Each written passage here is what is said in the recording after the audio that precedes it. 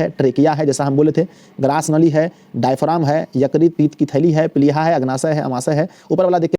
हाँ तो जय हिंद, आप सभी का बहुत बहुत स्वागत है दिशा ऑनलाइन क्लासेस पर। हम इस वीडियो में आपको बताने वाले हैं बायोलॉजी का गेस क्वेश्चन। ठीक है, गेस का मतलब है कि हम इसमें आपको वो 5 अंक के प्रश्न बताएंगे, 10 क्वेश्चन, ठीक है ना, जिसमें से आपके एग्जाम में कोई 1 या 2 क्वेश्चन आएगा, क्योंकि आपको अच्छे से पता है कि बायोलॉजी के है ना 5 अंक के प्रश्न 2 आते हैं, 2 में से 1 प्रश्न आपको बनाने हैं। तो हम 2 में से दोनों की गारंटी तो नहीं लेते हैं, लेकिन 2 में से 1 प्रश्न की हम गारंटी लेते हैं कि इन्हीं 10 में से आएगा।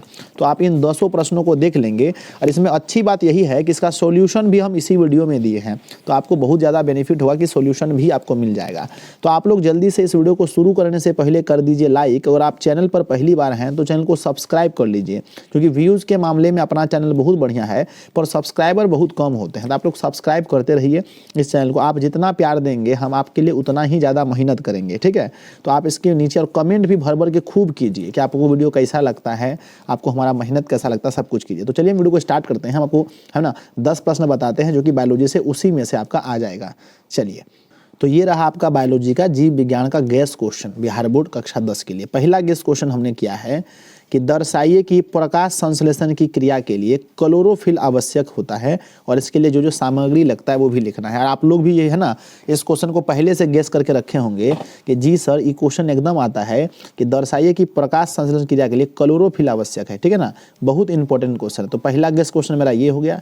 दूसरा मैंने गेस क्या किया है, दूसरा मैंने गेस क्वेश्चन किया है कि दर्शाइए कि प्रकाश संश्लेषण के लिए CO2 आवश्यक है। ये भी क्वेश्चन आपको पता है, और आवश्यक सामग्री के नाम लिख दीजिएगा।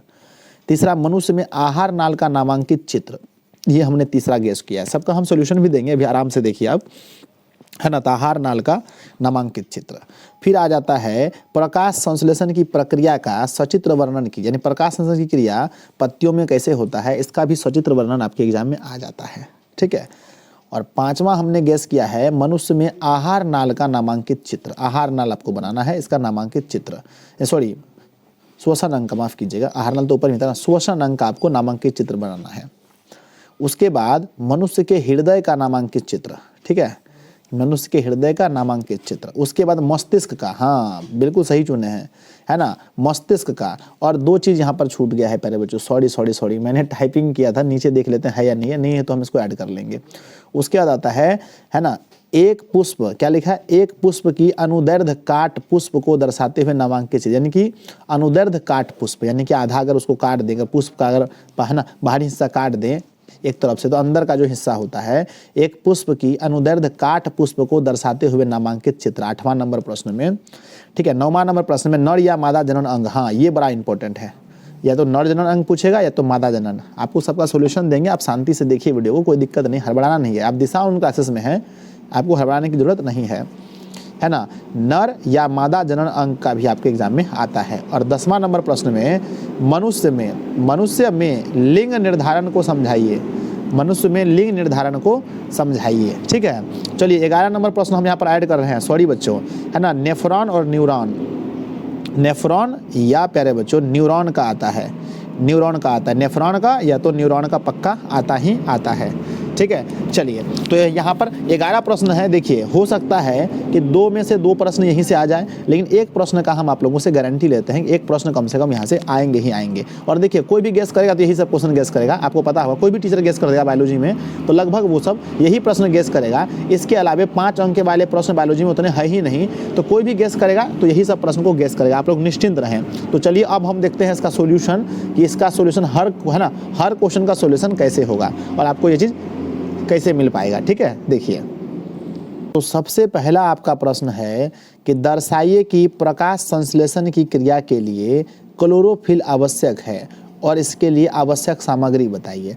देखिए, आपको पता है कि प्रकाश संश्लेषण की क्रिया हरे पेड़ पौधे में होते हैं, और पेड़ पौधे में अगर क्लोरोफिल ही नहीं होगा तो यह क्रिया नहीं होगी। इसके लिए आपको फिगर कैसा बनाना है, देखिए, सबसे पहले आपको एक है ना पत्ता बना लेना है, सबसे पहले आपको पत्ता बना लेना है। इसका PDF भी हम आपको देंगे, टेंशन मत लीजिए, कहाँ देंगे हम आपको अच्छे से बता देते हैं।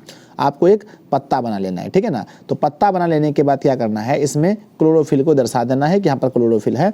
उसके बाद क्या करना है, एक आपको बीकर लेना है, एक बीकर लेना है। बीकर में देखिए एक बीकर में क्या है, जल है ना, क्या है, जल है और क्या है, अल्कोहल है ना, जल है और क्या है, अल्कोहल है। और नीचे बर्नर है इसको गर्म करने के लिए, नीचे क्या है, बर्नर लगा है इसको गर्म करने के लिए। और इस पानी के बीच में एक ठो दूसरा और एक ठो यहाँ पर डाल देते हैं बीकर, ठीक है ना। इसके अंदर में क्या कर देते हैं, पत्ता जैसा, है ना, दूसरा कहे देगा जी, यहाँ पर दूसरा नहीं दिया होगा, सॉरी, यहाँ पर पत्ता को छोड़ दिया, ठीक है ना। पत्ता को उबाल दिया। पत्ता को उबालने से क्या होता है कि इसको, पत्ते को क्यों उबाला जाता है ना, ऑब्जेक्टिव में क्वेश्चन आता है तो पत्ते को उबाला जाता है ना, क्लोरोफिल को घुलने के लिए ना, घुलने के लिए। तो इसका क्लोरोफिल क्या होगा, जैसे यहाँ पर उबलेगा पत्ता तो इसका क्लोरोफिल छूट करके पानी में घुल जाएगा और पत्ता बिना क्लोरोफिल का हो जाएगा, ठीक है। इसको उबालने के बाद देखिए अब ये हमारा पत्ता हुआ। और पत्ता में क्या करते हैं, पोटेशियम, क्या लिखा है, क्या लिखा है, पेट्रिडिस में आयोडीन का घोल, अच्छा सॉरी, यहाँ पर क्या करते हैं, ये जो हमारा बर्तन है इसमें आयोडीन का घोल पर देते हैं, इसको आयोडीन का घोल दिए। इससे क्या होगा कि आयोडीन के घोल में दिए तो पत्ती का हरा भाग गाढ़े नीले रंग में परिवर्तित हो गया। गाढ़े नीले रंग में क्या हो गया, परिवर्तित हो गया। और फिर नीचे अब क्या लिखे, यहाँ लिखेंगे पूरा अच्छा से, देखिए ना, यहाँ इसका लिखे हैं पूरा हम कि सबसे पहले एक पत्ती को कुछ देर तक गर्म पानी में उबाल कर गर्म अल्कोहल या स्प्रिट में रखकर वाटर बाथ में रख देते हैं, ठीक है ना। हाँ ये काम किया, वहाँ पर सही बोले, यहाँ पर वाटर बाथ था, एगो वाटर बाथ था, ये है हमारा वाटर बाथ। और इसके अंदर में क्या करते हैं, यहाँ पर हमने अल्कोहल या स्प्रिट के अंदर में पत्ते को रखे हैं, ठीक है ना। देखिए यहाँ पर सब बात लिखे हैं रख देते हैं। धीरे धीरे स्प्रिट का रंग हरा हो जाता है। क्यों हरा हुआ, क्योंकि क्लोरोफिल उसका निकलेगा ना पत्ता से, क्योंकि पत्ती में उपस्थित क्लोरोफिल अल्कोहल में घुल जाता है। अब पत्ती हल्के पीले रंग की या सफ़ेद रंग की हो जाती है। फिर इसे ठंडा पानी में धोकर इसके ऊपर आयोडीन की कुछ बूंद डालते हैं। हम पाते हैं कि पत्ती हरा वाला भाग नीले रंग का हो जाता है, जबकि पत्ती का चित्ती वाले सफ़ेद भाग पर कोई असर नहीं पड़ता है, क्योंकि सफ़ेद वाले भाग में क्लोरोफिल नहीं होने के कारण उसमें संश्लेषण की क्रिया नहीं हुई और मंड का, और क्या लिखा है, और मंड या स्ट्रॉच का निर्माण नहीं हुआ, है ना, का यहाँ पर नहीं हुआ। इससे यह साबित होता है कि प्रकाश संश्लेषण की क्रिया के लिए क्लोरोफिल आवश्यक है। बस इतना ही आपको बताना है कि देखिए हमने क्या किया कि पहले क्लोरोफिल जो पत्ते में था उसको गर्म करके अल्कोहल में डाल करके उसका क्लोरोफिल छुड़ा दिए पत्ती से। अब हमारा पत्ती सादा हो गया, तो आधा हिस्सा है ना, पत्ती हमारा सादा हो गया। तो पत्ती जब सादा हो गया, इसमें क्लोरोफिल बचा ही नहीं, तो इसमें क्या हुआ कि इसमें है ना प्रकाश संश्लेषण की क्रिया नहीं हुई। इसी को दर्शाने के लिए ये आपको दिखा गया। इसी ये वाला PDF हम आपको दे देंगे, आप इसको अच्छे से पढ़ लीजिएगा, देख लीजिएगा, आराम से आप लोग कर लीजिएगा, ठीक है ना। चलिए आगे बढ़ते हैं। या फिर देखिए हम क्वेश्चन बता दिए, आप ऐसा जरूरी नहीं कि यहीं से पढ़ेंगे, ध्यान दीजिए, क्वेश्चन हम आपको बता दिए हैं। आप किसी दूसरा टीचर का अगर आपके पास है PDF या फिर आप ऑफलाइन में पढ़े हैं तो वहाँ से भी आप इसको तैयार कर सकते हैं, लेकिन हम खाली आपको क्वेश्चन बता दिए, आप यहाँ से पढ़ सकते हैं, मेरा भी। चलिए आगे, इसके लिए आवश्यक सामग्री पूछा गया था, तो आवश्यक सामग्री में कौन कौन आ जाएगा। आवश्यक सामग्री में पहला आ जाएगा, है ना, कोलियस का पत्ता, है ना, कोलियस पौधे का क्या लिया हमने, पत्ता लिया है। दूसरा अल्कोहल या वाटर बाथ, सॉरी अल्कोहल और वाटर बाथ। आगे है आग लेना है जो कि नीचे से जलेगा, और फिर आयोडीन का घोल, आयोडीन का घोल देते हैं, सही में यहाँ पर आयोडीन का घोल देते हैं। पत्ता को उबाल करके पहले उसको आयोडीन के घोल में रखते हैं, आयोडीन के घोल में रखते हैं तो पत्ती का हरा वाला भाग गाढ़े नीले रंग का हो जाता है। चलिए तो ये हो गया हमारा पहला। दूसरा हमारा क्वेश्चन देखिए क्या लिखा है। दूसरा है कि दर्शाइए कि प्रकाश संश्लेषण के लिए CO2 आवश्यक है ना। तो देखिए सबसे पहले हमने क्या बना दिया, सूर्य। देखिए कितना बढ़िया फिगर आपको बनाना है, यही फिगर आपको सेम टू सेम बनाना है ना। जब पूछेगा दर्शाइए कि प्रकाश संश्लेषण क्रिया के लिए CO2 आवश्यक है, तो ये हमने बना दिया जी सूर्य, और ये हमारा गमला हुआ, और ये पौधा हुआ, और इसमें पत्ती को हम CO2 से अलग करें। अच्छा CO2 कहाँ मिलेगा, तो सर CO2 मिलेगा आपको वातावरण में। कहाँ मिलेगा, वातावरण में। लेकिन यहाँ पर ये पत्ता को हम क्या करते हैं, इसको वातावरण में रहने नहीं देते, इसको हम बोतल में घुसा देते हैं। इसको बोतल में हम घुसा दिए, और यहाँ पर मेरे बच्चे इस बोतल में KOOH है ना, KOH का घोल है ना, KOH का कास्टिक पोटास का घोल इसमें दे दिए, ठीक है, और इसको आराम से रख दिए हैं, ठीक है। आप बोलिएगा सर कि इसमें ये वाला हरा वाला पत्ता है, इसको प्रकाश संश्लेषण के द्वारा इसमें भोजन होगा। तो सर अगर हम इस पत्ता को सिर्फ सूर्य का रोशनी नहीं चाहिए सर, इसको क्लोरोफिल चाहिए और सर इसको CO2 भी चाहिए, लेकिन CO2 जाएगा तो हवा के माध्यम से। और यहाँ देखिए हम पत्ता को घुसा के बोतल को बंद कर दिया, तो हवा इसमें कैसे घुसेगा? इसमें हवा नहीं घुसेगा। जब हवा नहीं घुसेगा इसमें, इसका मतलब है कि इसमें प्रकाश संश्लेषण की क्रिया नहीं होगी। देखिए यहाँ क्या लिखे हैं, चौड़ी मुंह वाली बोतल में रख दिए और गमले में लगा पेड़। ठीक है, अब देखिए नीचे लिखेंगे, सब बात लिखे हैं। और जब उसको बाहर निकालें ना पत्ता को, जब बाहर निकालें कुछ देर के जब बाद बाहर निकालें तो देखिए क्या असर पड़ता है। देखिए पत्ता दो भाग में हुआ, इस भाग में स्टॉच बना। स्टॉच क्यों बना? क्योंकि इस भाग में क्लोरोफिल था, इस भाग में CO2 यहाँ तक पहुँचा। अरे कार्बन डाइऑक्साइड हवा में गया ना, तो कार्बन डाइऑक्साइड यहाँ तक पहुँचा तो इस भाग में स्टॉच बना, और इस भाग में नहीं पहुँचा तो इस बार स्टॉच नहीं बना। स्टॉच यहाँ पर रहित हो गया, यानी स्टॉच नहीं है इसमें, है ना। चलिए अब यहाँ पर पढ़ते हैं, गमले में लगे पौधे को 3 से 4 दिन तक अंधेरे में छोड़ देते हैं। देखिए ध्यान से, छोड़ देते हैं, जिसके कारण पत्तियों में स्टॉच या मंड बनने की क्षमता कम हो जाती है। ठीक है ना, पहले हम उसको ख़त्म कर दिए, पूरा न्यूट्रल कर दिए। अंधेरा में रखेंगे तो उसमें मंड तो कम में न बनेगा। फिर अब क्या बोला है कि अब पौधे को सूर्य के प्रकाश की उपस्थिति में पौधे को 3-4 घंटे के लिए छोड़ देते हैं। अब इसको निकाल करके बाहर 3-4 घंटा के लिए छोड़ देते हैं, लेकिन उसके एक बड़े पत्ते के आधे भाग को देखिए अब क्या आया खेला कि बड़े पत्ते के आधे भाग को KOH के घोल वाले बड़े मुंह वाले बोतल में डाल देते हैं। बोले थे ना कि आधा पत्ता को बोतल में घुसा दिए।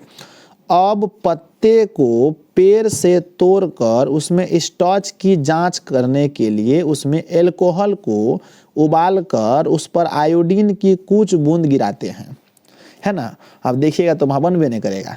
तो अब हम पाते हैं कि पत्ते के जो भाग बोतल के बाहर था, पत्ते का जो भाग बोतल का बाहर था, वह भाग गहरा नीला रंग का हो गया, क्योंकि वह CO2 को अवशोषित किया। परंतु पत्ती का वह भाग जो बोतल के अंदर या है ना, बोतल के अंदर था, वह हल्के नीले रंग का हो गया, क्योंकि उसका CO2 KOH सोख लिया। देखिए KOH इसलिए डालें क्योंकि वो क्या किया, उसका CO2 यानी कार्बन डाइऑक्साइड सोख लिया।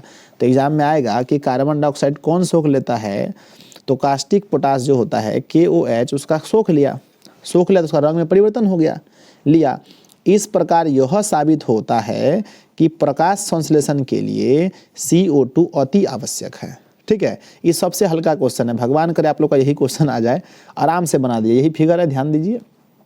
पहले एक बात बोलें, क्वेश्चन को पहले खूब पढ़िए कि क्वेश्चन कौन है। क्वेश्चन यही है कि दर्शाइए कि प्रकाश संश्लेषण के लिए CO2 आवश्यक है, और आवश्यक सामग्री क्या लिखना, सामग्री क्या है, इसमें क्या मिला है। देखिए सामग्री एक ठो गमला है, एगो पौधा है, एगो बोतल है, KOH का घोल है और अल्कोहल होगा। बस इतने तो बातें हैं, है ना। 1 2 3 4 5 गो सामग्री है, बस इसी को लिखना है। सामग्री मतलब क्या क्या आप उपयोग किए, उकरण सामग्री बोलते हैं। क्वेश्चन देखिए, आवश्यक सामग्री का नाम बताइए, निम्नलिखित हैं, कौन कौन सा है। तो सर पहला सामग्री हो जाएगा गमले, है ना, क्या लिखा है, गमले में लगा पौधा, बड़ा मुंह वाला बोतल, KOH का घोल, आयोडीन की कुछ मात्रा, अल्कोहल की कुछ मात्रा। ये आवश्यक सामग्री अगर आप पूछिएगा ना, कुछ नहीं, सबसे बहुत हल्का होता है ये। ठीक है, तो 2 क्वेश्चन आप लोगों ने देख लिया। अब तीसरे प्रश्न में चलते हैं। तीसरा प्रश्न है, पाचन तंत्र किसे कहते हैं। ये हम आप लोग को नहीं गेस किए हैं, लेकिन ये PDF में है तो हम आपको पढ़ा देते हैं। ठीक है ना, पाचन तंत्र। तो देखिए, आहार नाल, पाचक ग्रंथियां एवं पाचन क्रिया मिलकर पाचन तंत्र का निर्माण करती है, उसे, है ना, निर्माण करती है, उसे पाचन तंत्र कहते हैं। नहीं, निर्माण करती है, बस इतना हो जाए, ये बात नहीं लिखना है। निर्माण करती है, ये हमारा पाचन तंत्र का मतलब कि फिगर दिया गया है। इसको कैसे करेंगे, ये हमारा फिगर दिया गया है। ये हमारा पाचन तंत्र का फिगर है, देख लीजिए, एक बच्चा बनाया है ऑफलाइन में, ठीक है। आप लोग भी इसका अगर पाचन तंत्र का फिगर पूछे तो आप ऐसा ही बनाइएगा, ध्यान दीजिए कैसे बनाइएगा। तो ये वाला फिगर आपको प्रैक्टिस करना है, आपको रख रख के। यहाँ पर मुख होता है, यहाँ पर लार ग्रंथि होता है, आपको पता है 3 जोड़ी लार ग्रंथि की होती है। ये हमारा ट्रेकिया होता है, इठो देखिए, इठो हमारा ट्रेकिया होता है। उसके नीचे जैसे आइएगा तो ट्रेकिया के नीचे क्या होता है, ट्रेकिया के नीचे होता है गहना ग्रास नली होता है, और ये जो होता है ये होता है डायफ्राम, ये होता है डायफ्राम, और इठो बीच में यकृत होता है ना। यहाँ पर प्लीहा होता है, इठो अग्नाशय है, और ये वाला अग्न्याशय है। ये वाला देखिए पीत रस है ना, पीत की थैली है, और ये हमारा देख सकते हैं ये हमारा कोलोन है, और ये हमारा छोटी आंत है। ये छोटी आंत है, ये जो है ना देख रहे हैं बीच का भूटी, ये क्या है, छोटी आंत है, ठीक है। तो यही है हमारा क्या जी, ये हमारा पाचन तंत्र का अगर फिगर बोलेगा तो यही फिगर आपको बनाना है पाचन तंत्र का, है ना। हम पीडीएफ दे देंगे, पहले आप समझ लीजिए, पीडीएफ देंगे जी, है ना, आप समझ लीजिए पहले बात को। हाँ देखिए आया ना आहार नाल का, सॉरी यहाँ पर पाचन तंत्र था, यहाँ पर आहार नाल का, बात वही है, सेम टू सेम बनेगा, है ना। आहार नाल का आपको चित्र बनाना है, बहुत इंपॉर्टेंट क्वेश्चन है कि मनुष्य में आहार नाल का चित्र बनाए अगर आ जाता है तो आपको यही क्वेश्चन को बनाना है, ध्यान दीजिए। ये क्वेश्चन है, ये मुख है, लार ग्रंथि है, ट्रेकिया है जैसा हम बोले थे, ग्रास नली है, डायफ्राम है, यकृत पीत की थैली है, प्लीहा है, अग्नाशय है, अमाशय है। ऊपर वाला देख के बना लीजिएगा, सेम टू सेम वही को छाप दिया। देखो बच्चा एक के बच्चा दो बार बनाया, कितना झकास बनाया है। आप लोग को वैसा ये वाला बना लीजिएगा। देखिए ये तो जूमे कम नहीं होता है, कैसे बताएं हम आपको, ठीक है। तो पहले आधा देख लीजिए, फिर पूरा देख लीजिए। ये है हमारा, यही फिगर आपको बनाना है ना। जब भी पूछे आहार नाल वाला, जब भी खाना से संबंधित कोई पूछे ना, आहार नाल वाला या पाचन तंत्र वाला, यही बनाना है। चलिए आगे बढ़ते हैं अगला। हाँ, यहाँ क्वेश्चन ये था कि मनुष्य के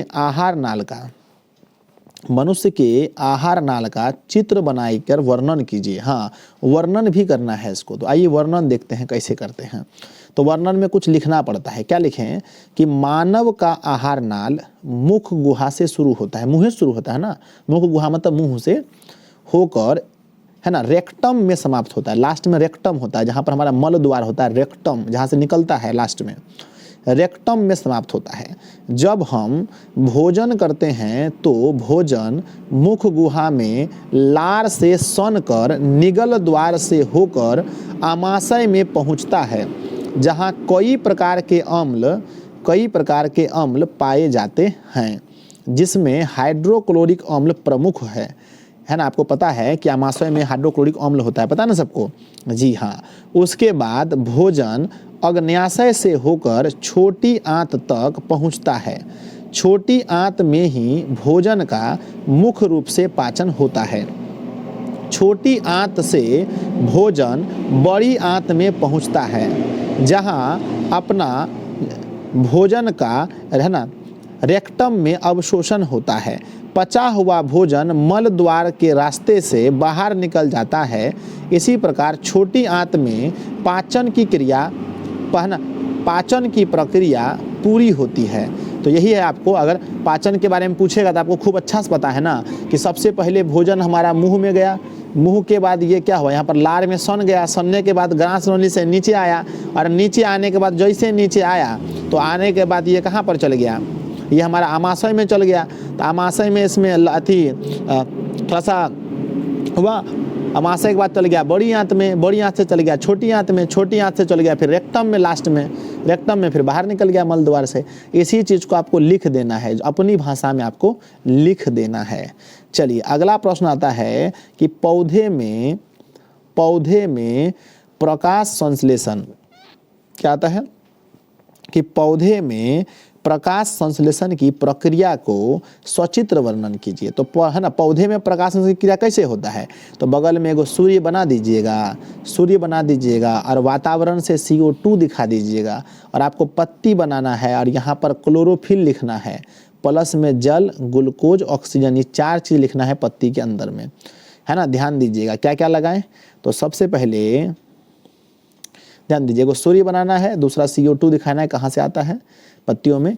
फिर देखिए सूर्य का प्रकाश आया, CO2 यहाँ आया, अंदर आया, ठीक है ना, अंदर आया, ये दोनों चीज़ क्या आया, अंदर आया, और जल इसके द्वारा अंदर गया, जो तना के द्वारा जल गया और ग्लूकोज गया, जल गया और क्या गया, ग्लूकोज गया। तब पत्ती क्या निकाला, तो बाहर एगो निकालना है कि, है ना, वायु के मुक्त किया, ऑक्सीजन। देखिए सब कुछ लेबे करता है, खाली ऐसे निशान जाएगा, सब ठो लिया, सब ठो पत्ती लिया और एगो चीज़ दिया क्या, ऑक्सीजन। तो उसी चीज़ को दर्शा देना है, बस यहाँ लिख दिए है ना कि मिट्टी से जड़ द्वारा अवशोषण किया, क्या जल आया और ग्लूकोज आया पौधे के विभिन्न भाग में। नहीं ये तो पत्ती बना, सॉरी बच्चों, भोजन के रूप में ग्लूकोज बना, सॉरी ग्लूकोज और ऑक्सीजन दो चीज़ बनता है, एगो ग्लूकोज और एगो ऑक्सीजन बनता है, समझ गए ना। ऑक्सीजन है ना, ग्लूकोज बना भोजन के लिए और ऑक्सीजन बाहर निकल गया गैस के रूप में। हाँ तो यही है, आपको दिखाना है कि पौधे में प्रकाश संश्लेषण की प्रक्रिया का सचित्र वर्णन यही करना है आपको, ठीक है। चलिए आगे बढ़ते हैं। चलिए एक क्वेश्चन अगर ये आ जाए कि पौधे, क्या लिखा है, प्रकाश संश्लेषण की क्रिया में ऑक्सीजन गैस मुक्त होती है, इसका निम्न प्रयोग के द्वारा दिखाया जा सकता है, इसके लिए आवश्यक उपकरण के नाम लिखें। हाँ ये भी अगर क्वेश्चन आ जाए कि दर्शाइए कि प्रकाश संश्लेषण की क्रिया में ऑक्सीजन गैस मुक्त होती है, इसको कैसे दर्शाना है, तो देखिए इसके लिए कुछ आवश्यक सामग्री लेना है आपको। नंबर 1 पर सबसे पहले आपको चाहिए बीकर, ठीक है ना। दूसरा चाहिए हाइड्रिला का पौधा, तीसरा चाहिए को कीप, चौथा सूर्य का प्रकाश, चौथा परखनली, पांचवा ऑक्सीजन, छठा में जल, सातवां में माचिस का तिल्ली। इसको लेकर के आपको क्या करना है, सबसे पहले एक ठो पौधा रखना है यहाँ पर अंदर में एकदम। ये हमारा आप लोग देख रहे हैं कि ये हमारा पौधा है और पौधा को एक बीकर के अंदर में रखना है, पौधे को एक बीकर के अंदर में रख देना है, रख देने हैं। तो रखने के बाद देखिए क्या होता है कि यहाँ पर है ना, तो यहाँ पर क्या हो रहा है कि ये जो गैस है ना, ये है ना, ये यहाँ से क्या छोड़ता है, एक गैस छोड़ता है, ठीक है। ध्यान दीजिए क्या लिखा है कि यहाँ पर ये ऑक्सीजन गैस निकालता है। जल स्तर नीचे गिरता हुआ परखनली है और वायु का बुलबुला है। चलिए यहाँ पर पढ़ते हैं। देखिए ढेर दिन हो गया पढ़ाने से, मेरा स्टार्टिंग में ही, शुरू में ही पढ़ा देते हैं हम लोग, मार्च अप्रैल में ही बायोलॉजी पढ़ा देते हैं, तो फिर पूरा साल में जो सौ विषय पढ़ाते रहते हैं, हिंदी, कभी संस्कृत, कभी SST, कभी इकोनॉमिक्स, कभी ज्योग्राफी, कभी सिविक्स, पढ़ाते पढ़ाते मतलब थोड़ा सा दिमाग से उतर जाता है। खाली हम लोग को साइंस से नहीं पढ़ाना है, ऑल सब्जेक्ट पढ़ाना है, तो ऑल सब्जेक्ट पढ़ाने में थोड़ा सा दिक्कत हो जाता है। तो चलिए इसके नीचे हम लिख के रखे होंगे, पढ़ के आप लोग को सुना देते हैं। क्या लिखा है कि एक बीकर लिया जाता है, क्या लिया जाता है, एक बीकर लिया जाता है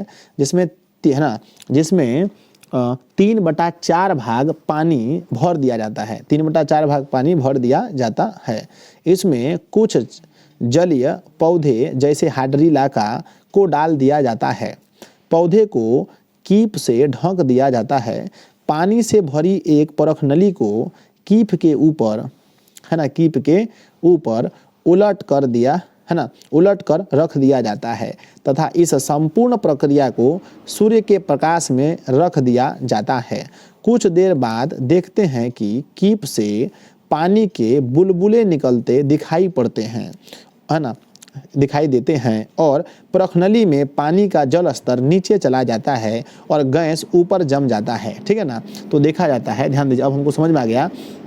यहाँ पर पौधा है और पौधा के ऊपर में एक यहाँ पर बीकर रख दिया गया है और इसको जल वाले पात्र में इसको रख दिया गया है ना, यानी कि इसके ऊपर से यहाँ पर थोड़ा सा इसमें है और यहाँ पर इस तरफ क्या है, जल है, इस तरफ जल है। तो कुछ देर के बाद पता चलता है इससे क्या छूट रहा है, बुलबुला छूट रहा है, यानी यहाँ से निकलता है। आपको देखिए यही चीज़ को हम देंगे PDF, आप इसको अच्छा से पढ़ लीजिएगा 2-3 बार और लिख करके प्रैक्टिस कर। देखिए 100% कोई भी चीज़ कॉपी नहीं करना है, आपको हल्का फुल्का यहाँ से समझ में आ गया, आपको लिख करके प्रैक्टिस करना है। अभी आपको लिखना है ना, है ना, अधिक से अधिक आपको लिख कर प्रैक्टिस करना है, लिखना है, हर चीज़ को लिखना है। कोई भी क्वेश्चन आए तो, है ना, बस वो तुरंत लिख के देखिए। फिर इसका जांच कैसे करते हैं, फिर जांच देखिए। अब निकली गैस में जलती हुई माचिस की तिल्ली ले जाइए, है ना, जो गैस निकलता है ना बुलबुला में, उसमें माचिस का तिल्ली ले जाइए, ठीक है ना, ले जाई जाती है। तो देखते हैं कि तिल्ली और अधिक प्रज्वलित हो जाती है। देखिए बच्चों, अगर ऑक्सीजन गैस है, मान के चलिए अभी तिल्ली जल रहा है, कोई माचिस का तिल्ली जल रहा है और जब ये ऑक्सीजन के संपर्क में आया तो ज़्यादा जलेगा, क्योंकि ऑक्सीजन आने से इसमें आग की प्रक्रिया बढ़ जाती है ना। तो देखिए अगर मान के चलिए मेरे पास एक तिल्ली है, हम इसको एक अति गैस के पास ले गए और इसमें और बहुत ज़्यादा भभक्का छोड़ने लगा, इस तरह से जलने लगा, तो हम समझ लेंगे कि जो गैस था इसका नाम ऑक्सीजन था, क्योंकि ऑक्सीजन जो है ना वो आग को और तेज कर देती है। तो हमने क्या लिखा, ध्यान से देखिएगा, हमने लिखा जी कि अब निकली गैस में जलती हुई माचिस की तिल्ली ले जाई जाती है। तो देखते हैं कि तिल्ली और अधिक प्रज्वलित हो जाती है। इसे सिद्ध होता है कि प्रकाश संश्लेषण की क्रिया में ऑक्सीजन मुक्त होता है। यही प्रश्न है आपका, बड़ा इंपॉर्टेंट है। ठीक है, अगला देखिए, अगला प्रश्न है मनुष्य में श्वसन अंग का नामांकित चित्र बनाइए। बड़ा इंपॉर्टेंट क्वेश्चन है कि मनुष्य में श्वसन अंग का नामांकित चित्र आपको बनाना है। किस अंग का बोलिए? श्वसन अंग का। तो आप देख सकते हैं ये हमारा श्वसन अंग है, यही सबसे भयानक चीज़ है। श्वसन अंग जो हमारा फेफड़ा है, ये हमारा ट्रेकिया है, और यहाँ से आकर के जो बनता है ना, यही बड़ा फेमस चीज़ है। और देखिए एग्ज़ाम में आप लोग के लिए ये बहुत इंपॉर्टेंट क्वेश्चन है। ये हमको मेरे ख्याल से सबसे ज़्यादा इंपॉर्टेंट हम इसको मानते हैं इस बार के लिए। फेफड़ा है ना, श्वसन अंग, श्वसन अंग एकदम, क्योंकि पूछने से कई साल हो गए सर, पिछले साल नहीं आया था ये, है ना। तो श्वसन अंग में ऊपर वाला तो प्रोसेस ठीक है, ये तो आहार नाल में भी इतना दूर बनाते ही हैं हम लोग, तो ये वाला पार्ट बनाएंगे। नीचे आकर के देखिए इसको ना 5-10 बार प्रैक्टिस कर लीजिए, बना करके ईठो प्रैक्टिस कर लीजिए 5-10 बार, है ना। हमने क्या बोला, तैयारी को 3 भाग में बांटो, पहला ऑब्जेक्टिव, दूसरा 2 नंबरिया पहले, है ना, उसके बाद 5 नंबरिया या फिर 6 नंबरिया या फिर 4 नंबरिया। 3 भाग में हर सिलेबस को बांट के पढ़ो, तुम्हारा एग्जाम बहुत अच्छा जाएगा रे, है ना, बहुत बढ़िया जाएगा, तीनों भाग में बांट करके। ठीक है, तो यही आपका चित्र है। इसको तो हम क्या बताएंगे, इसको आपको तो बनाना पड़ेगा बच्चों। तो इसको आप लोग हम आपको दे देंगे PDF, आप इसको बना लीजिएगा। ठीक है, खूब प्रैक्टिस कर लीजिए। अगला देखिए अब क्या लिखा है, वाष्पोत्सर्जन क्या है ना। वाष्पोत्सर्जन किसे कहते हैं, ये तो 2 नंबरिया क्वेश्चन है। ऐसे हम आपको बता देते हैं कि पौधों द्वारा अनावश्यक जल को वाष्प के रूप में शरीर से बाहर निकालने की क्रिया को वाष्पोत्सर्जन कहते हैं। जो जल लगता है उसको, कि फालतू हमारा शरीर में है, उसको बाहर निकाल देता है, और इसी क्रिया को वाष्पोत्सर्जन कहते हैं। जैसे आप देख लीजिए, ये एक पौधा है ना, कि जड़ का अवशोषण वो जमीन से किया और उसमें ज़्यादा हो गया तो उसको बाहर निकाल रहा है वाष्पोत्सर्जन की, देख रहे हैं, निकाल रहा है ना। तो आप इसका अगर ये क्वेश्चन आता है, अगर क्वेश्चन आपको 2 नंबर वाला क्वेश्चन में अगर ये क्वेश्चन आता है, तो आप लोग जरूर इसको बढ़िया से बढ़िया तरीके से कर लेंगे। ठीक है जी, आगे मनुष्य में हृदय का नामांकित चित्र, बिल्कुल बिल्कुल ये है हृदय का। आपको देखिए कहीं से भी हृदय का फिगर बनाने के लिए सीख लेना है, फिगर बनाने के लिए कहीं से भी सीख लेना है, इंपॉर्टेंट। हम ऐसा बिल्कुल नहीं बोलेंगे कि आप हमारा ही फिगर देख करके सीखें। बहुत सारे बुक में दिया रहता है, बायोलॉजी का जो ओरिजिनल बुक है उसमें देखेंगे, NCERT बुक में आपको फिगर बढ़िया मिलेगा। तो प्लीज़ आप लोग वहाँ से फिगर बनाने के लिए सीख लेंगे। ठीक है, आप लोग देख लीजिए। नहीं तो देखो, अगर नहीं भी होता ना, तो मतलब कि अगर आपको साफ नहीं आता बनाने, तो किसी तरह का से आप लोग को प्रैक्टिस कर लेना है। और जो है ना, जो बच्चे अच्छे हैं, जो पढ़ने में बढ़िया हैं, वो तो बढ़िया से सीख लेंगे। और आप लोग है ना, हो सकता है ऑफलाइन में पढ़े भी होंगे। अगर आप नहीं पढ़े हैं तो मेरा ये जो है ना फिगर है, इसको देख कर आप लोग प्रैक्टिस कर लीजिएगा। ठीक है, तो ये हमारा हृदय है। आपको बढ़िया से पता है कि इसमें दायां निलय होता है, बायां निलय होता है, अलिंद होता है। ठीक है ना, तो इस तरफ आपका है ना धमनी होता है, सिरा होता है, फुफ्फुस सिरा होता है, फुफ्फुस धमनी होती है ना। तो इस तरफ का क्या होता है, इस तरफ हमारा होता है फुफ्फुस धमनी, इस तरफ क्या होता है फुफ्फुस धमनी, और फिर यहाँ पर हो जाता है फुफ्फुस सिरा। ठीक है ना, इस तरह सिरा है। आराम से एक बार कीजिए, है ना। तो आप लोग का यहाँ पर अनिंद होता है, दायां अलिंद और बायां अलिंद। ठीक है ना, और फिर यहाँ पर क्या हो जाता है अग्र महाशिरा। ठीक है, तो इसको बना करके इसको थोड़ा सा बढ़िया से देख लीजिएगा, अपने बुक में भी होगा। चलिए अगला आता है मानव मस्तिष्क। वाह, ये बहुत इंपॉर्टेंट है, मानव मस्तिष्क।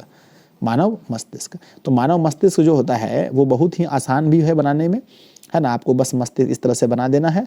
और देखिए मानव मस्तिष्क में सबसे ऊपर वाला ये क्या है, ये आपका है मेन है आपका खोपड़ी। ठीक है ना, खोपड़ी है, जिसको हम लोग क्या कहा जाता है, देखो यहाँ पर क्या लिखा है ना, क्या लिखा है, इसका नाम नहीं दिया है, सेरिब्रम दे दिया है, पॉन्स है, मेंडुला है। तो ये सबसे पहले ऊपर आपका हो जाएगा, है ना। ये आपका खोपड़ी है ना, ये वाला हड्डी से होता है ना।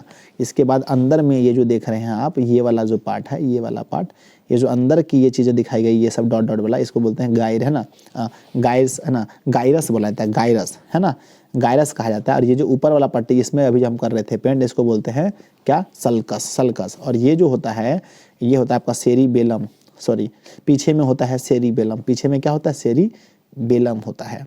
ठीक है, और यहाँ नीचे में होता है मेंडुला। और ये जो है पूरा आपका, ये जो आपका सबसे बड़ा वाला भाग है, देखिए इसके अंदर द्रव जो है उसको बोलते हैं साइरस, लेकिन जो पूरा वाला बड़ा वाला भाग है इसी को कहते हैं सेरिब्रम। क्या बोलते हैं इसको, सेरिब्रम कहा जाता है। तो ये आपका सेरिब्रम है। ठीक है, तो आप लोग कहीं से भी मस्तिष्क का फिगर आपको पढ़ लेना है, कहीं से भी अच्छा से, बुक में बड़ा अच्छा से दिया रहता है, बुक में देख लीजिए, फिर इसको भी आप याद कर सकते हैं देख देख के। ठीक है, उसके बाद आता है हमारा जनन अंग को दर्शाने वाला, सॉरी लैंगिक जनन किसे कहते हैं, तो बच्चा वाला चीज़ है लैंगिक जनन, है ना। लैंगिक जनन, जनन की इस प्रक्रिया में 2 भिन्न भिन्न लिंग नर और मादा भाग लेते हैं। नर और मादा जनक जनन, है ना, मादा जनक द्वारा अलग अलग प्रकार के युग्मक का निर्माण होता है उसे लैंगिक जनन कहते हैं। ठीक है ना। खैर ये क्वेश्चन तो 2 नंबर वाला है, ये क्वेश्चन तो आपका 2 नंबर वाला है। लैंगिक जनन किसे कहते हैं या फिर जनन किसे कहते हैं। ठीक है ना। अभी हम लोग को ये पढ़ना था। अच्छा ये लिखा है पुष्प को, देख लीजिए। एक पुष्प में पुष्प के 4 भाग होते हैं। एग्जाम में पूछा जाता है कि पुष्प के कितने भाग होते हैं, तो पुष्प के 4 भाग होते हैं। कौन कौन सा? तो पहला भाग का नाम होता है बाह्य दलपुंज, दूसरा भाग का नाम होता है दलपुंज, तीसरा का पुमंग, चौथा का जायांग। 4 भाग होते हैं एक पुष्प के। खैर यहाँ पर जरूरी ये चीज़ का नहीं था हमें, है ना। चलिए अभी हम लोग को ये पढ़ना है, ये क्वेश्चन बड़ा इंपॉर्टेंट है कि एक पुष्प की, है ना, एक पुष्प की अनुदैर्ध्य काट पुष्पासन को दर्शाते हुए नामांकित चित्र। बहुत बार एग्जाम में पूछा गया है कि एक पुष्प की अनुदैर्ध्य काट का पुष्पासन दर्शाते हुए नामांकित चित्र, अनुदैर्ध्य काट का, है ना। तो ये बहुत ही आसान है, देख लीजिए। कुछ नहीं करना है, एक आपको इस तरह से डंटी देना है, यहाँ इसको बनाना अंडाशय रहने के लिए, सॉरी यहाँ पर अथी पुष्पासन बनाना है। पुष्पासन में 2 ठो पत्ती देना है, इधर दिए पत्ती, इधर दिए पत्ती, इधर दिए, इधर दिए। उसके बाद ये वाला पत्ती को दर्शा दें बड़ा ऐसा, आप दे भी नहीं सकते, नहीं भी दे सकते, कोई दिक्कत नहीं। यहाँ भी पत्ती दे दिए, है ना। देने के बाद प्यारे बच्चों ये सबसे बीच वाला होता है, बीच वाला जिसको जायांग कहते हैं। जायांग यही मादा भाग होता है बच्चों, मादा भाग। और उसका 4 ठो आपको निकालना है पराग कोष वाला, 4-5 ये भी जितना निकालना निकाल दीजिए। तो ये सब देखिए, ये वाला होता है स्त्री, ये वाला स्त्री होता है जिसको जायांग कहते हैं। और ये सब जो देखना है इसको बोलते हैं, है ना, ये वाला होता है हमारा पुमंग, पुमंग होता है, पुंकेसर होता है। ठीक है ना। अब उसके बाद देखिए सबसे नीचे में जो है उसको हम लोग बोलते हैं बाह्य दलपुंज। तो हम इस वाले पत्ते को बोलते हैं बाह्य दलपुंज, है ना, जो होता है बाह्य दलपुंज होता है। और ये सब बड़ा बड़ा पत्ता को बोलते हैं दलपुंज। क्या बोलते हैं? दलपुंज। बड़ा बड़ा पत्ता को दलपुंज। देखिए सबसे पहले हुआ डंटी, डंटे को बोलते हैं वृंत, है ना। इसके बीच वाला को बोलते हैं पुष्पासन। ये जो पत्ता सबको बोलते हैं बाह्य दलपुंज, और ये जो बड़ा बड़ा पत्ता है इसको बोलते हैं दलपुंज। ठीक है ना। उसके बाद ये बीच वाला को बोलेंगे अंडाशय, सॉरी बीच वाला को बोलेंगे जायांग। क्या बोलेंगे? बीच वाला को बोलेंगे जायांग, है ना, जायांग बोलेंगे। और इसको बोल देंगे, और ये जो है आपको 4 ठो निकला है, हम इसको बोलेंगे पुमंग, है ना, पुमंग बोल देंगे। इसी में होता है पराग कोष, इसमें पाया जाता है पराग कण, इसमें पराग कण होता है। ठीक है, इसी को बताना है ना। ये वाला पार्ट स्त्री वाला है, ये बड़ा वाला पार्ट स्त्री वाला होता है। वर्तिकाग्र होता है स्त्री वाला में, स्त्री के सर वर्तिका, अंडाशय इसी में होता है। 3 ठो चीज़ होता है इसमें, ध्यान दीजिए। ये जो बीच वाला है ना, ये हो है ना स्त्री, ये जो हेड है, बीच वाला जो है जायांग 3 भाग में बटा है। कौन कौन? तो पहला ऊपर वाला जो माथा वाला है इसको बोलते हैं वर्तिकाग्र, फिर सबसे ऊपर में वर्तिकाग्र, और सबसे नीचे में जो है हम इसे बोलते हैं अंडाशय, अंडाशय। और बीच वाला जो हिस्सा है डंटा है इसको बोलते हैं वर्तिका, है ना। ये तीनों मिलकर के स्त्री केसर या जायांग कहलाता है। स्त्री केसर या जायांग कहलाता है। एग्जाम में पूछा जाएगा कि जायांग के कितने पार्ट होते हैं, तो टोटल 3 पार्ट होते हैं। कौन कौन सा? तो ऊपर में होता है वर्तिकाग्र, है ना, बीच वाले को बोलते हैं वर्तिका, और सबसे नीचे वाले को अंडाशय। ठीक है। इसका भी 3 भाग होता है, इसका 2 भाग होता है। पहला होता है सबसे ऊपर वाला में, उसको बोलते हैं परागकोश, और ये जो बीचे वाला को बोलते हैं इसको बोलते हैं तंतु। क्या बोलते हैं? तंतु। ठीक है। और ये दोनों मिलकर कहलाता है पुंकेसर। क्या कहलाता है? पुंकेसर। हो गया। तो ये हमारा पुष्प का बनाना है। और देखिए अगर एग्जाम में आ जाता है पुरुष नर जनन का अंग, यानी कि पुरुष यानी हम लोगों का, पुरुषों का जो जनन अंग होता है, पेशाब जिससे निकलता है हमारा, ये हमारा 2 पत्थर है, और यहाँ हमारा पेशाब निकलता है। पत्थर नहीं है, क्या है हम आपको बता रहे हैं, वृषण है। चलिए क्या लिखा है कि नर जनन, क्या पूछा है मेरे बच्चे कि नर जनन अंग का नामांकित चित्र बनाइए, नर जनन अंग का नामांकित चित्र बनाइए। ठीक है ना। तो मेरे प्यारे बच्चों, तो ये देख लीजिए हमारा यहाँ क्या है मूत्राशय, यहीं पर हमारा मूत्र जमा होता है, पेट के पास नीचे में यहाँ मूत्र जमा होता है। मूत्र यहाँ होता है तो 2 नलिका निकल रहा रहता है। देखिए नलिका है एगो, और एगो, ये तो सबसे आसान है, 2 नलिका है। यहाँ पर 2 ठो वृषण बता दिए, यहीं पर हमारा हार्मोन बनता है, वृषण बना दिए। यहाँ पर दोनों तरफ क्या बना दिए? वृषण बना दिए दोनों, है ना। ये हमारा नस है, और यहीं से हमारा मूत्र में जो गंध आता है यहीं से निकलता है ना, गंध तो यहीं से निकलता है ना। हाँ सर, जो महकता है पेशाब यहीं से निकलता है। ठीक है। तो मेरे बच्चे यहाँ पर है, और यहाँ पर आकर के यहाँ पर स्टोर होता है, उसके बाद यहाँ से आकर के पेशाब निकल जाता है। बस यही तो आपको बनाना है, बस सिंपल सा, है ना। देखिए क्या है, इसको बोलते हैं शुक्राशय, यहाँ पर होता है शुक्राशय।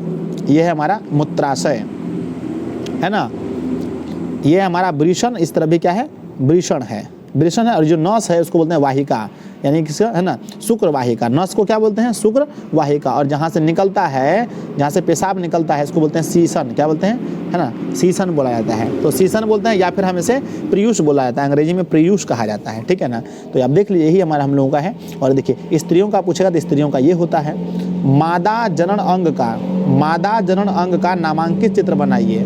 तो ध्यान दीजिए, तो इसमें भी दो चीज़ें होती है। यहाँ पर देखिए अंडाशय होता है, अंडाशय यहाँ होता है, यहाँ पर भी अंडाशय होता है। और बीच में जो होता है ये वाला पार्ट होता है गर्भाशय का, ये वाला पार्ट क्या है, गर्भाशय का है। यहाँ पर फलोपियन नालिका हो गया। यहाँ देखिए ये जो बीच का जगह है इसी को बोलते हैं फलोपियन नालिका। बीच का जगह को क्या बोलते हैं, फलोपियन नालिका। जो खाली है यहीं पर हमारा क्या होता है, निषेचन की क्रिया होती है। पुरुष का स्पर्म जो होता है, पुरुष का जो शुक्राणु होता है वो इस रास्ते से यहाँ आता है, यहाँ पर होता है अंडाणु।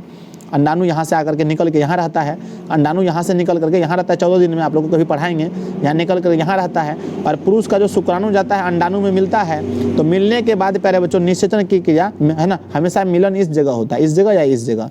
तो निषेचन की क्रिया यहाँ होती है फलोपियन नालिका में। और मिलने के बाद फिर प्यारे बच्चों भ्रूण बनता है, भ्रूण बनता है तो बच्चा होता है ना। भ्रूण बनने के बाद क्या होता है, भ्रूण बनने के बाद प्यारे बच्चों बच्चा होता है, और बच्चा यहीं पर रहता है ना। इसको बोलते हैं क्या हम लोग, इसको बोलते हैं प्यारे बच्चों बच्चादानी। क्या बोलते हैं, बच्चादानी बोलते हैं, ठीक है ना।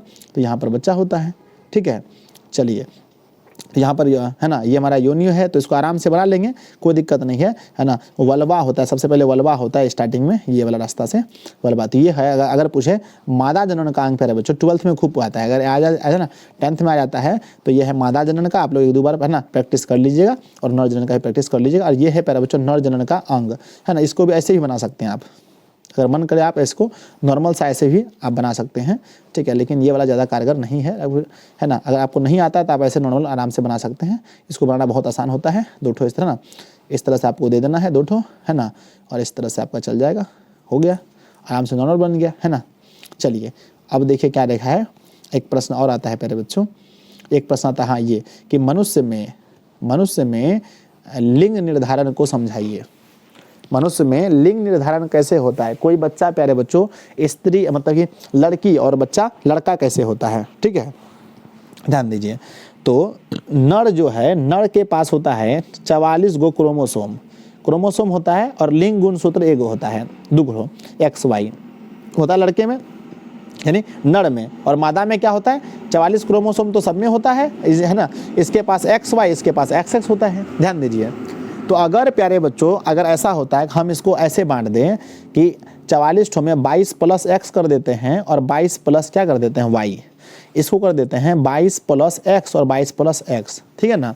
तो देखिए यहाँ पर 4 चीज़ें हो गई। अब देखिए इसमें मिलन कैसे होगा, ध्यान से देखिएगा, ध्यान से मिलन। देखिए अब क्या हुआ कि अगर हम इसका इस तरह से लेते हैं, है ना, यहाँ हो गया, और इसका ये वाला जोड़ा ईठों से मिल गया। ध्यान दीजिए, एक सेकेंड, आराम से आपको समझना है कि अगर इसका ये वाला पार्ट, अगर इसका ये है पुरुष का और ये है मादा का, ये दोनों पार्ट मिलेगा तो क्या होगा सर, ये दोनों पार्ट मिलेगा तो देखिए 22 यहाँ से आया और 22 यहाँ से आया, तो 22 हो गया 44, और यहाँ पर भी X, यहाँ पर भी X, तो देखिए लड़की पैदा होगा। क्या पैदा होगा, लड़की पैदा होगा। और यही अगर ये वाला पार्ट मेरे बच्चे, ये वाला पार्ट ई वाले पार्ट से मिल जाए, ये वाले पार्ट से मिल जाए, तो देखो क्या कंडीशन है, 22 और 22 44, X और X, XX यानी फिर से लड़की, XX लड़की। तो मेरे बच्चे 4 कंडीशन होता है, 4 कंडीशन होता है, जिसमें 2 कंडीशन प्यारे बच्चों लड़की का है। अब चलते हैं इस पार्ट में। इस पार्ट अगर इससे मिलेगा तो यहाँ YX बनेगा, यहाँ पर भी YX, तो 2 पार्ट लड़का का होता है। ये वाला मिलेगा इससे मिलेगा, देखो 22 क्या हुआ 44, YX तो YX, और यहाँ पर देख लीजिए। और इसको दर्शाना कैसे है, तो दर्शाना बहुत ही सिंपल होता है। तो पहले आप इस तरह से इसको बांट लेंगे, मेरे बच्चे बना लेंगे, बांट करके XX है तो यहाँ पर अलग कर देंगे 22, और यहाँ पर एगो X है, इसका ध्यान दीजिए, एक X यहाँ दे देंगे, एक Y यहाँ दे देंगे, X यहाँ दे देंगे। अब उसके बाद प्यारे बच्चों फिर आपको 4 बनाना है, फिर नीचे सेम टू सेम क्या बना लेना है, 4 बना लेना है। बनाने के बाद प्यारे बच्चों इसका यहाँ दे देना है, इसका यहाँ सामने सामने दे देना है, सामने सामने दे करके उसके बाद क्रॉस करना है। क्रॉस कैसे करना है, तो ये दोनों का इस पार का यहाँ भेज देना है, इसका यहाँ भेज देना है, इसका इसमें और इसमें भेज देना है, ठीक है ना। नहीं अगर ये वाला पार्ट आता है तो कोई दिक्कत नहीं, इसका ज़्यादा है ना, इसका ज़्यादा मतलब नहीं है, मतलब यहाँ पर है इसका, ये जो आप लिख रहे हैं ठीक है ना। तो याद रखना आपको कि पहले इसका है ना, इसका प्रोसेस इसके साथ होगा, इसके साथ होगा, फिर इसका प्रोसेस इसके साथ, इसके साथ, ये प्रोसेस है, इसी को दर्शाना है, इसी को कहते हैं लिंग निर्धारण। अब देखिए इसके नीचे कुछ लिखे भी होंगे, ध्यान दीजिए क्या लिखे हैं। मनुष्य में लिंग निर्धारण को समझाइए, अगर आपके एग्जाम में आ जाए तो आपको ये चीज़ लिख करके बताना पड़ेगा। क्या लिखे हैं, पढ़िए। प्रत्येक मनुष्य में 23 जोड़ी क्रोमोसोम होते हैं, है ना, सॉरी क्रोमोसोम होते हैं, सॉरी 23 जोड़े क्रोमोसोम नहीं हो, गलत है यहाँ पर, 23 जोड़े गुणसूत्र होते हैं, गलत लिखा है बच्चे ने। 23 जोड़े गुणसूत्र होते हैं जिसमें 22 जोड़े क्रोमोसोम नर मादा दोनों में एक जैसे ही होते हैं, और 23वां जोड़ा भिन्न होता है, 23वां जोड़ा ही अलग होता है, 23वां जोड़ा भिन्न होता है। नर में XY एवं मादा में XX जोड़ा होता है। यदि पुरुष का X क्रोमोसोम मादा के X क्रोमोसोम से मिलता है तो संतान लड़की होती है, क्योंकि दोनों का X मिलेगा तो XX। और जबकि पुरुष का Y क्रोमोसोम मादा के X क्रोमोसोम से मिलता है तो संतान लड़का होता है। यानी लिंग निर्धारण पुरुष करता है प्यारे बच्चों, क्योंकि देखिए स्त्री के पास XX होता है तो यह कभी, यह है ना, स्त्री के पास XX होता है तो यह कभी प्यारे बच्चों XY को जन्म नहीं दे सकता। यानी अगर किसी स्त्री का बार बार लड़की ही पैदा हो रहा है, बार बार लड़की ही पैदा हो रहा है, तो आप बिल्कुल भी यह गलत ना समझें कि स्त्री में दोष है। दोष मेरे बच्चे पुरुष में होता है। और दोष की क्या बात है, स्त्री पैदा हो रहा है इसमें कोई दोष वाला बात है ना। लड़का पैदा करके बहुत नाम हो जाएगा जी, कहते हैं कि लड़का बेटा 5 हो गया बहुत नाम हो गया, नहीं ऐसा कोई बात नहीं है बच्चों, ठीक है ना। तो मेरी बात समझिए आप कि लिंग निर्धारण जो है मेरे बच्चे पुरुष करता है। कौन करता है, पुरुष, क्योंकि पुरुष के पास ही XY गुणसूत्र होता है। स्त्री के पास XX होता है, यह कुछ भी कर ले तो यह कुछ भी चाह करके बेटे को पैदा नहीं कर सकती है। पुरुष निर्भर करता है पुरुष का। अगर प्यारे बच्चों पुरुष का X वाला पार्ट अगर के मिल जाता है ना, X वाले में तो लड़की, और Y वाला मिल जाता है तो लड़का। ये सब कैसे होता है भाई, तो पूरा बायोलॉजी अगर आप पढ़ेंगे तो वहाँ समझ में आपको अच्छे से आएगा। तो यहाँ पर हमने जितने भी गेस्ट क्वेश्चन थे सारे के मैंने बताया। अब आपको बताते हैं ये PDF कैसे मिलेगा। तो प्यारे बच्चों अभी तो फिलहाल आपको 1-2 दिन यहाँ से देखना पड़ेगा, है ना। इसके, है ना, इस वीडियो के डालने के 24 घंटे के बाद, 24 घंटे के बाद, क्योंकि 24 घंटे पहले आप लोग देख लेंगे सब लोग प्यारे बच्चों, आपको टेलीग्राम पर इसका PDF मिलेगा, है ना। अब आप बोलेंगे सर हम नया आदमी है, टेलीग्राम कैसे ज्वाइन करें, तो आइए हम आपको बताते हैं टेलीग्राम पर आप कैसे इसका PDF ले सकते हैं। और हम बहुत सारा PDF पहले भी दे चुके हैं, तो उसको आप कैसे लें। तो ये टेलीग्राम नाम का एक एप्लीकेशन होता है, और आप आकर के इसमें सर्च करेंगे, आकर के टेलीग्राम पर आप सर्च करेंगे दिशा ऑनलाइन क्लासेस, DISHA दिशा ONLINE ऑनलाइन क्लासेस। तो देखिए यह आपके सामने आ गया है, दिशा ऑनलाइन क्लासेस आ चुका है। और आप ध्यान से, है ना, इस पर क्लिक करेंगे तो आपका ये PDF है ना, ये रुक जाइए 1 सेकेंड मेरे बच्चे, अरे बार बार करते ही आ जाता है जी, छोड़ो मेरे बच्चे। तो ये हमारा क्या है, ग्रुप है दिशा ऑनलाइन क्लासेस, ठीक है ना। यहाँ पर अगर आप आएंगे, आने के बाद मीडिया, है ना, फाइल वाले सेक्शन पर क्लिक करेंगे तो आप देख सकते हैं यहाँ पर बहुत सारा PDF हम फ्री में दे चुके हैं, और आप हमारा पेड PDF ही ले सकते हैं, ठीक है ना। तो आपको पेड PDF के लिए आपको 7700879453 पर कॉल करना है। ऑल सब्जेक्ट का, है ना, ऑल सब्जेक्ट का ऑब्जेक्टिव, सब्जेक्टिव, गेस जो भी क्वेश्चन है सब आपको मात्र 150 रुपये में दिया जाता है। तो आप सभी लोग कॉल करके इस नंबर पर आप अभी हमारा नोट्स खरीद लें। लेकिन कॉल नहीं लगता है क्योंकि बहुत सारा कॉल आता है, दिन भर कॉल आते रहता है, तो बिजी रहता है कॉल। तो आप कॉल करके देखिए, ये हम बहुत रात को वीडियो शूट कर रहे हैं, लगभग 12:30-1 बजे, इसलिए आपको यहाँ पर कम लोग लाइव देख रहे हैं। नहीं तो ऑनलाइन में देखेंगे तो हमेशा कम से कम 1500 से 2000 लोग यहाँ पर टेलीग्राम पर ऑनलाइन रहते हैं, ठीक है।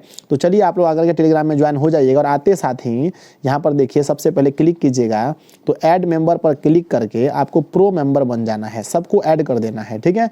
और जैसे ही आप सबको ऐड करते हैं आप बन जाते हैं प्रो मेंबर, ठीक है ना। सबको प्रो मेंबर बन जाते हैं तो जब भी आपको कुछ PDF फ्री मिलेगा तो सबसे पहले आपको ही मिलेगा। जाकर के ऐड सबको कर दीजिए। और आज का क्लास कैसा लगा आप लोग मुझे बताइएगा।